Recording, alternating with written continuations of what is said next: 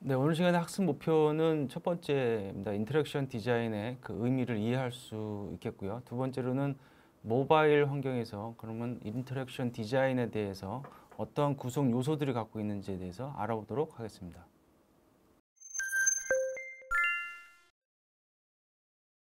첫 번째 인터랙션에 대해서 알아보도록 하겠습니다. 인터랙션이라는 것은 인간이 어떠한 제품이나 서비스를 사용하면서 벌어지는, 즉 사용 과정에서 일어나는 상호간, 즉 인간과 제품 시스템 간의 작용성을 의미합니다. 컴퓨터에 의해 작동되는 전자제품을 포함된 시스템 환경, 이런 것들이 바로 사용자에게 어떠한 기능을 제공해 준다든가 또는 수행을 하게끔 만들어지는데, 그러한 과정에서 발생되는 다양한 상호작용 또는 그것으로 인한 영향성 등을 의미하고 있습니다.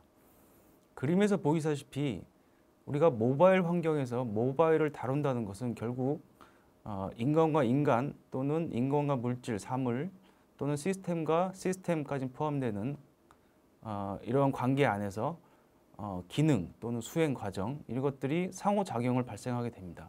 또 우리가 디자이너가 다뤄야 될 부분 역시 이 상호작용이 일어나는 그런 방식이라든가 양식들을 다루게 됩니다.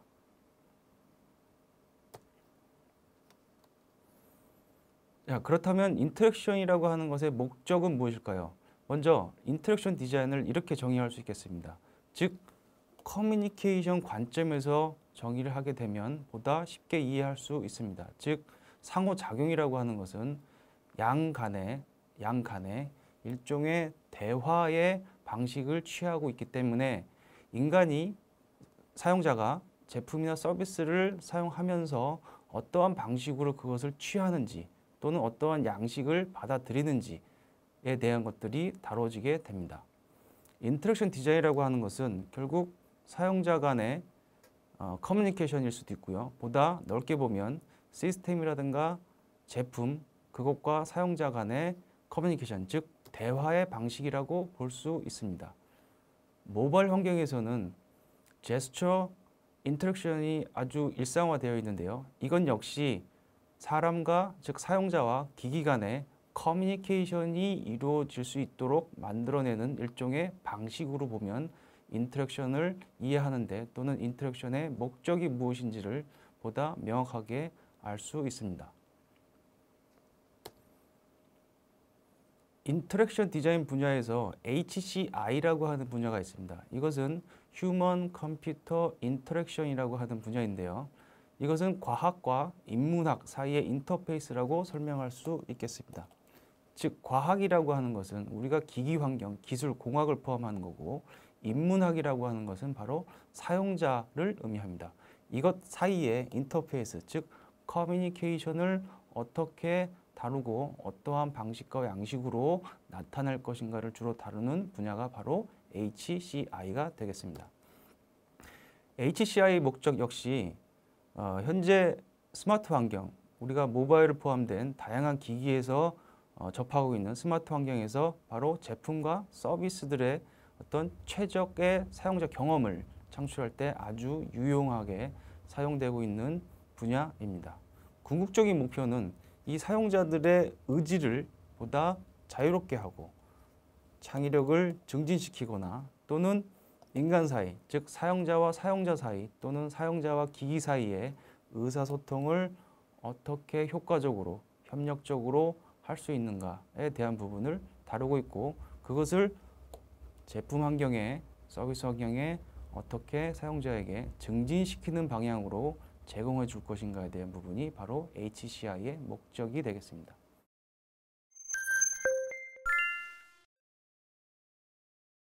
두 번째, 사용자의 행동 모형 모델과 인터랙션의 관계에 대해서 살펴보도록 하겠습니다. 이것은 사용자가 어떻게 사고하고 행동하는가를 다루는 분야이기 때문에 우리가 인터랙션, 즉 상호작용에 있어서 아주 중요한 분야라고 보시면 되겠습니다. 즉 사용자가 어떤 의도와 목적을 갖고 갖고 그것을 달성하기 위해서 다양한 기기, 서비스를 사용하게 되는데요. 사용한다는 것은 결국 그 행위가 결과로서 보여주는 것이고 그 행위 간의 갭, 즉 차이 또는 오류 이런 것들이 적어야 되겠죠. 바로 이런 것들을 줄여주는 역할을 하는 것이 바로 행동 모델을 이해하고 그것을 인터랙션 디자인에 반영하게 되어 있습니다. 설명드릴 것은 바로 목적과 행위, 사용자 측면입니다. 역시 사용자의 측면입니다. 이것들 간에 기기가 있고요. 이것들 간의 커뮤니케이션, 즉 상호작용, 인터랙션입니다. 이것들은 일련의 순서를 갖고 있는데요. 총 7단계의 순서를 갖고 있습니다. 이것은 기기에 의해서 사용자의 목표가 설정이 되고 의도가 형성이 되고 의도에 따른 행동, 그다음에 기기를 어떻게 사용하는가에 대한 실행, 그다음에 그것의 결과에 대한 지각과 해석, 그리고 7번째 마지막 단계인 만족 수준에 대한 평가 이렇게 구성이 되어 있고 순서대로 움직이고 있습니다. 자세히 살펴보면 이것은 도널드 노먼이라고 하는 UX 전문가가 만들어낸 7단계 행동 모델로 볼 수 있는데요. 이것은 사용자가 달성하고자 하는 목표 또는 의도에 도달할 때까지 어떠한 일련의 과정을 거치고 있는가에 대한 부분을 다루게 됩니다. 목표가 있을 수 있고 의도, 앞에서 설명했던 것과 같습니다. 행동 단계가 설정이 됩니다. 또한 그것을 설정된 행동 단계에 의해서 실제 실행을 하게 되고요. 실행된 결과를 지각하거나 그것을 어떻게 해석, 그다음에 마지막으로 의도에 의해서 벌어진 실행 결과에 대한 해석과 그것이 만들어낸 결과에 대한 평가로 이루어지게 됩니다. 보다 자세하게 설명을 드리면 목표 단계입니다. 목표는 막연히 얻고 싶은 것, 즉 매우 부정확한 형태로 나타날 수 있습니다. 예를 들면 스마트 디바이스의 기능이 결정되었는가를 우리 디자이너들은 이러한 부분에서 목표 설정에서 다뤄야 되겠고, 두 번째 사용자의 의도입니다. 막연한 목표에서 비롯된 의도에 대해서 어떤 계획이 수립되게 됩니다. 그것을 구체적으로 무엇인지에 대해서 분명히 사용자들은 갖고 있습니다. 이때 UX는 어떤 조작이 가능한가를 반영해야 됩니다. 세 번째는 목표와 의도가 설정이 되고 그렇다면 어떠한 행동을 할 것인가에 대한 단계를 설정하는 단계인데요. 이것은 목표하는 의도에 맞는 행동, 일련의 단계를 구체적으로 사용자들이 진술하게 됩니다. UX 부분에서는 이 부분을 사용자의 의도와 행동 간의 대응 관계 또는 매핑을 어떻게 해줄 것인가에 대한 부분을 다뤄야 하겠습니다. 네 번째로는 실제 실행하는 단계입니다. 사용자가 실제적인 무언가를 실행하는데, 즉 디바이스를 다루거나 인터페이스를 다룰 때에 실제 결과물을 내놓게 되어 있습니다. 이때 UX 부분에서는 그들의 행위 또는 그들의 수행이 어떻게 가능할 수 있을까에 대한 부분들을 다뤄야 합니다. 다섯 번째로는 지각 부분입니다. 실제로 수행한 것에 대한 일이 벌어지게 되는 결과입니다. 그것에 대해서 지각을 하게 됩니다. 또한 이해를 하게 되죠. 이때 UX는 그 대상인 시스템 또는 제품이 어떠한 상태로 존재하는지, 어떠한 상태로 변화되는지 이런 것들을 알 수 있게끔 만들어줘야지 됩니다. 여섯 번째는 그 지각된 것에 대한 해석 부분인데요. 실제로 일어난 일에 대해서 사용자들이 어떻게 지각하고 그것을 인식하는지, 그 다음에 감각적으로 어떻게 해석하는지를 다루게 됩니다. 이때 UX 측면에서는 그 해석의 대응 관계, 한 예로 피드백이 되겠죠. 피드백을 어떻게 결정해주고 있는가를 다뤄야 합니다. 마지막 결과에 대한 평가하기 단계입니다. 이것은 수행했던 결과, 즉 처음에 사용자가 목표와 의도로 갖고 있던 그것에 대해서 마지막으로 벌어진 수행 결과에 대해서 사용자가 만족 또는 불만족 등을 포함하는 평가를 내리게 된다는 단계입니다. 이때 UX에서는 그 사용자가 원했던 목표 또는 의도가 시스템이 나타내는 결과와 어떻게 잘 맞아 떨어질까를 고민하고 UX에 반영해야지 됩니다.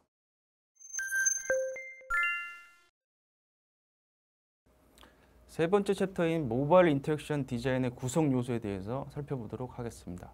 이 구성 요소 역시 앞 챕터에서 설명했듯이 사용자의 목표에 대한 행위, 그 결과에 대한 차이를 어떻게 줄여줄 수 있는가에 대한 디자인 요소를 중심으로 살펴보도록 하겠습니다. 첫 번째로는 심성 모형, 멘탈 모델이라고 하는데요. 이것은 사용자가 생각하고 또는 행동하는 구조를 설명하는 개념입니다. 이것은 사용자들이 일련의 기억을 갖고 또는 학습되어 있는 상태에서 사용자들은 이미 그 생각과 행동에 대한 구조를 갖고 있다는 개념입니다. 따라서 이 개념 모형은 사용자가 제품과 서비스 등의 개념을 이해하려고 그들의 머릿속에 만들어낸 일련의 모형 또는 모델, 구조라고 이해하실 수 있겠습니다. 자주 등장하는 개념 중에 하나인데요. 매핑이라고 하는 개념입니다. 이것은 사용자가 실제 행위를 했을 때, 즉 조작 기능을 사용했을 때 그 결과치가 어떠한 대응 관계로 시스템에 표현이 되느냐. 이것은 사용자에게 어떠한 일종의 사용자가 갖고 있는 매핑 구조에 맞추어 줄 수 있는가에 대한 이슈가 되겠습니다. 즉 대응 관계를 명확하게 확정해야지만 합니다. 모바일 기기 역시 그것을 조작하고 작동시킨 결과가 사용자가 그 조작 부위, 이거는 UI라고 해석할 수 있겠죠. 이것을 그 조작 부위가 어떻게 생겨 있는지, 어떠한 형태로 되어 있는지만 보고도 미리 예견 또는 유추할 수 있도록 하는 것이 바로 이 매핑이라고 하는 것의 가장 큰 장점이라고 할 수 있겠습니다. 보시는 것처럼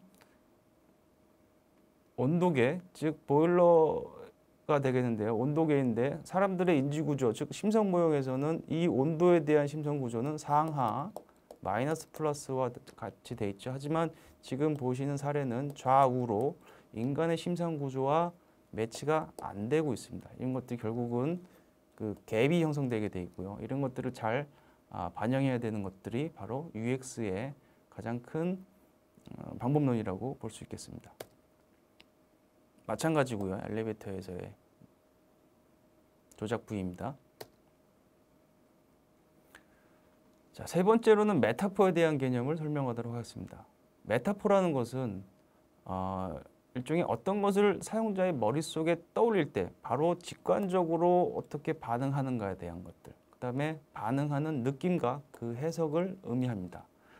메타포는 사전적 의미로는 은유라고 설명이 가능한데요. 즉 실제 사물이 실제 환경에 존재하는 사물을 그대로 인터랙션에 반영한다든가 보시는 것처럼 UI에 반영함으로 인해서 사용자가 그 기능을 보다 직관적으로 파악할 수 있게 만들어내는 하나의 개념일 수 있습니다. 우리가 휴지통이라고 하는 것이 일상생활, 즉 현실 세계에 존재하고 이것이 아이콘화되어 있을 때 사용자들은 눈으로만 봐도 직관적으로 그것이 쓰레기통, 삭제 이러한 개념들을 알 수 있다는 의미로 해석하시면 되겠습니다. 다음으로는 어포던스, 번역하면 행동 유도성, 즉 사용자들이 디자인, 인터페이스의 형태 또는 디자인을 보기만 해도 어떠한 행동으로 바로 유도될 수 있게끔 만들어져 있는가 없는가에 대한 부분입니다. 즉 어떤 특정 행동들을 그 디자인이 유도한다는 뜻으로 이해할 수 있겠습니다. 보시는 것처럼 문 손잡이인데요. 푸시라고 하는 메시지를 주고 있지만 그 디자인 형태는 잡아서 당기게끔 디자인이 되어 있습니다. 이것은 행동 유도성이 반대로 배치되어 있고 바로 그 결과의 갭을 줄여주는 요소로서는 적합하지 않은 사례가 되겠습니다. 도널드 너먼이 제시한 이 어포던스에 대한 4가지 원리를 설명드리도록 하겠습니다. 첫 번째는 이미지들의 선택과 허용 가능한 상호작용 양쪽에서 일반적으로 익숙한 사용 방법을 따르게 UI를 설계해라 또는 UI를 디자인해라 라고 하는 원리입니다. 두 번째는 사용자가 원하는 행동을 묘사하는 단어를 되도록 사용하게 되면 이 어포던스가 향상되게 되어 있습니다. 세 번째로는 앞서 설명드렸듯이 메타포를 사용함으로 인해서 현실 세계에서 등장하는 도구들을 그대로 은유를 하고 또는 유추를 통해서 사용자들이 직관적으로 그 사용성을 알 수 있게 만들어야 한다는 원리입니다. 마지막 네 번째로는 사용자가 이미 기존의 인터페이스를 학습한 이후에도 그것이 다른 부분에 활용할 수 있도록 만들어주는 것이 바로 사용자들이 지속적으로 같은 컨셉 모델을 따르게끔 만들어내는 하나의 원리가 되겠습니다. 그림에서 보시다시피 사용자의 손 모양은 그것을 클릭해라, 즉 하이퍼링크라고 하는 어포던스를 갖고 있습니다. 다음은 피드백에 대해서 설명드리도록 하겠습니다.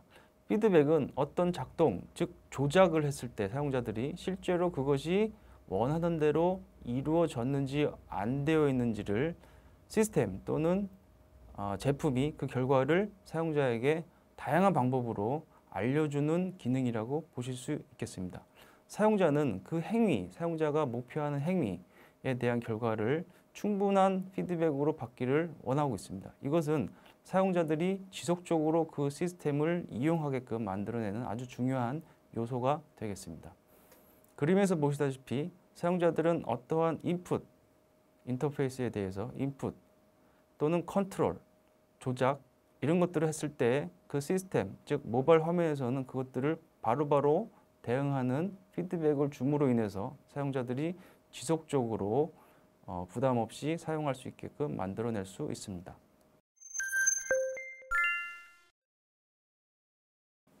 지금까지 여러분들은 사용자 인터랙션 디자인의 이해에 대해서 살펴보았습니다. 첫 번째는 인터랙션의 의미와 이해에 대한 부분을 다뤘고요. 인터랙션에서 가장 중요한 사용자의 행동 모델 또는 행동 모형이라고도 표현되는데 이것들과 인터랙션 디자인의 영향성 또는 인터랙션 디자인을 UX 측면에서 어떻게 다루어지는지 여러분들이 모바일 환경에서 그 디자인을 어떻게 반영해야 되는지에 대한 것들을 다뤘습니다.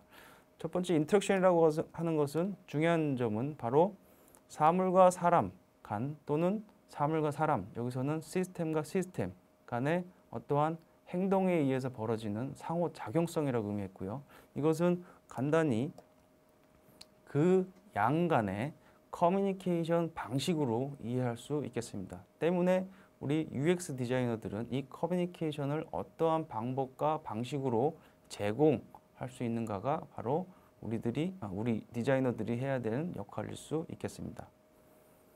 두 번째 행동 모델을 말씀드렸는데요. 이것은 사용자들이 인터랙션을 통해 가지고 목표하는 또는 의도하는 것을 가지고 실제 실행, 그 다음에 지각, 어떻게 그 지각된 것을 이해하고 그 결과를 해석하는지 또 평가하는지에 대한 일련의 순서 또는 일련의 달성하기 위해까지의 그러한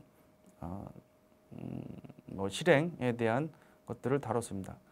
여기서 중요했던 것은 그 실행을 함에 있어서 사용자의 의도와 실행된 결과들의 차이가 생기는데 갭이라고 표현을 했습니다. 이 차이가 적어지게끔 할 수 있는 여러 가지 개념들을 제시했었습니다. 그것을 바로 인터랙션 요소로 제가 제시를 해드렸었는데요. 메타포라든가 행동 유도성을 얘기하는 어포던스, 결과에 대한 즉각적인 피드백, 그다음에 심성 구조에 따른 시스템이 가져야 되는 UI, 즉 유저 인터페이스가 어떠한 매핑 구조를 갖고 있는지를 다루어 보았습니다. 지금까지 사용자 인터랙션 디자인에 대한 이해의 부분을 학습하였습니다.